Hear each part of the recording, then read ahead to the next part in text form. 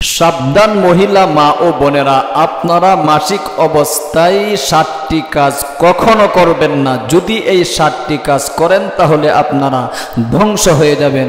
দুনিয়াতেও আপনাদের ধ্বংস অনিবার্য এবং আখিরাতেও আল্লাহ তাআলা আপনাদেরকে জাহান্নামের আগুনে জ্বালাইবেন, জ্বলে ছারখার করে ফেলবেন। এই জন্য আসুন, খুব গুরুত্বপূর্ণ আজকের এই ভিডিওটা, কারণ অনেক মহিলা মা বোনেরা কিন্তু মাসিক ঋতুস্রাব অবস্থায় এই 7টি কাজ করে থাকেন। কখনো আপনারা এই 7টি কাজ করবেন না, ধ্বংস হয়ে যাবে। এই 7টি কাজ কি কি আপনাদেরকে ইনশাআল্লাহ খুব সুন্দর করে বুঝাই দেব। ভিডিওটা ভালো করে দেখতে থাকুন প্রিয় দিনী মহিলা মা ও বোনেরা, খুব গুরুত্বপূর্ণ আজকের এই ভিডিওটা। এই 7টি কাজ শোনার আগে আপনাদেরকে বুঝতে হবে হায়াজের সর্বনিম্ন সময় কতদিন থাকে, মাসিক ঋতুস্রাবের সর্বনিম্ন ঊর্ধ্বে সময় কতদিন থাকে, নেফাজের সর্বনিম্ন সময় এবং ঊর্ধ্বে সময় কতদিন থাকে আপনাদেরকে বুঝতে হবে। তাহলে আসুন আমরা সর্বপ্রথম জেনে নেই মাসিক ঋতুস্রাবের সর্বনিম্ন সময় হলো 3 দিন 3 রাত। 3 দিন 3 রাত পূর্ণ হওয়ার আগেই যদি কোনো মহিলার মাসিক ঋতুস্রাবের রক্ত বন্ধ হয়ে যায় তাহলে অবশ্যই বুঝতে হবে এটা তার মাসিকের রক্ত নয়, এটা রোগের রক্ত। সুতরাং সে মাসিক মনে করে যে নামাজ রোজা কাজা করেছিল এগুলো তাকে পুনরায় কিন্তু পড়তে হবে, কাজা করতে হবে। ঊর্ধ্বে সময় মাসিক ঋতুস্রাবের 10 দিন শরীয়তের পক্ষ থেকে নির্ধারণ করা হয়েছে। ঊর্ধ্বে সময় 10 দিন 10 রাত। 10 দিন 10 রাত পূর্ণ হওয়ার পরে যদি রক্ত বের হয় তাহলে বুঝতে হবে রোগের রক্ত। সুতরাং আপনাকে নামাজ রোজা পড়তে হবে। 10 দিন আগে যদি বন্ধ হয়ে যায় তাহলে তো ভালো। এর মধ্যে আরেকটি মাসআলা আসে, অনেক মহিলার আদত থাকে 6 দিন 7 দিন, তার 6 দিনই হয় প্রতি মাসে, মাসিক 6 দিনই হয়, অথবা 7 দিনই হয়, ধরেন 6 দিনই হয়। একজন মহিলার প্রতি মাসে 6 দিনই মাসিক হয়, কিন্তু ঘটনাক্রমে কোনো এক মাসে তার মাসিক 6 দিন পার হয়ে যাচ্ছে, 7 দিন 8 দিন 9 দিন। এখন সে মহিলা এইগুলো কি মাসিক ঋতুস্রাবের রক্ত হিসাবে গ্রহণ করবে নাকি তার 6 দিন যে আদত ছিল ওই আদত অনুযায়ী সে আমল করবে?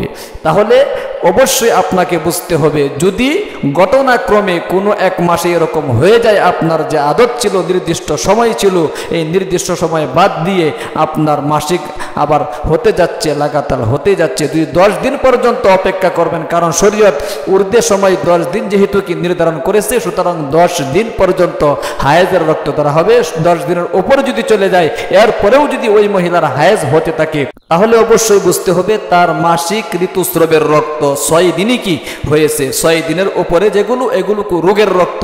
যদি 6 দিনের উপরে গিয়ে 10 দিনের আগে বন্ধ হয়ে যেত তাহলে অবশ্যই বোঝা যাইত এটা তার মাসিক ঋতুস্রাবের রক্ত।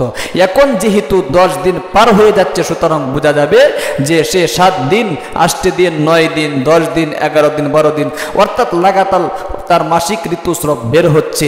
সুতরাং অবশ্যই তাকে নামাজ রোজা 7, 8, 9, 10, 11 অর্থাৎ যত দিনগুলো সে নামাজ রোজা পড়ে নাই, সুতরাং এগুলো তোর হায়েজের রক্ত তার ছিল না, সুতরাং নামাজ রোজা কাজা করতে হবে। এরপরে আসুন নেফাজের বিষয়ে আমরা কিছু জেনে নেই। মহিলা মা বোনেরা খুব গুরুত্ব সহকারে শুনতে থাকুন। নেফাজের সর্বনিম্ন সময় শরীয়ত নির্ধারণ করে নাই, অর্থাৎ 1 মিনিট 1.5 মিনিট 1 মিনিট এমন হতে পারে মহিলার বাচ্চা হয়েছে কোনো রক্ত বের হয় নাই। সুতরাং যদি এমন হয় তাহলে মহিলা কিন্তু নামাজ রোজা ছাড়লে হবে না, তার নামাজ রোজা পড়তে হবে।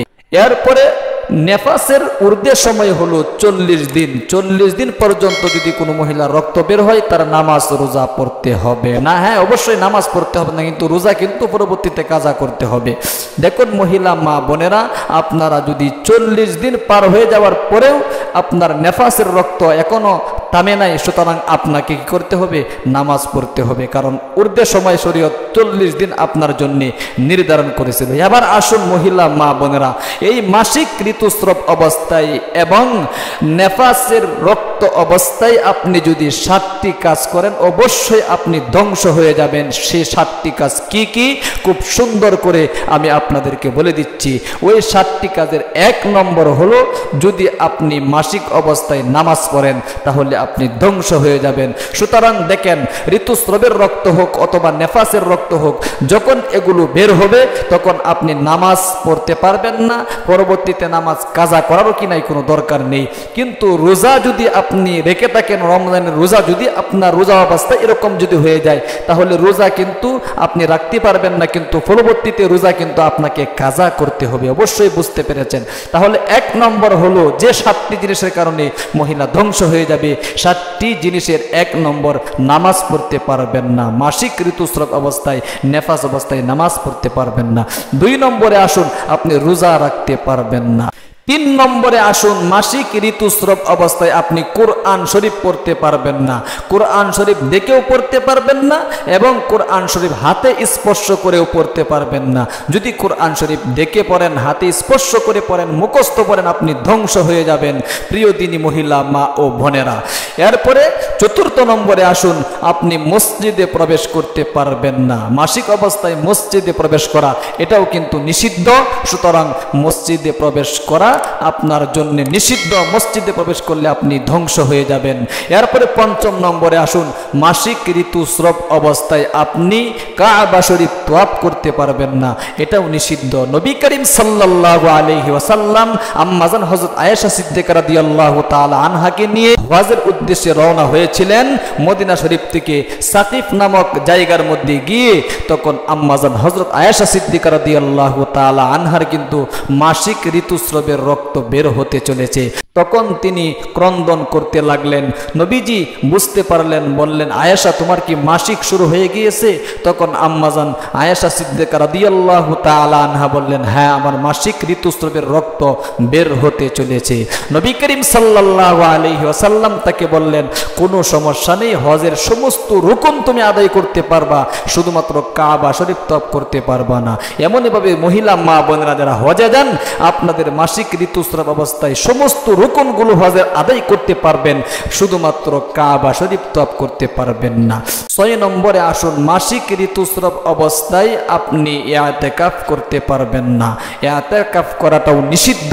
নবী করিম সাল্লাল্লাহু আলাইহি ওয়াসাল্লাম কিন্তু নিষেধ করে দিয়েছেন, মাসিক ঋতুস্রাব অবস্থায় কোনো মহিলা ইআতিকাফ করতে পারবে না। এটা হলো 6 নম্বর। এরপরে 7ম নম্বরে আসুন, কোনো মহিলার মাসিক ঋতুস্রাবের রক্ত যখন বের হতে চলে তখন অবশ্যই ওই মহিলার স্বামী তার সাথে সহবাস করতে পারবে না। এটা নিষিদ্ধ। এটা শরীয়তের পক্ষ থেকে শুধু নিষিদ্ধ নয়, বড় বড় ডাক্তার যারা রয়েছে তারাও বলেছেন যে মাসিক ঋতুস্রাব অবস্থায় যে রক্ত বের হয় এটা নাপাকের রক্ত।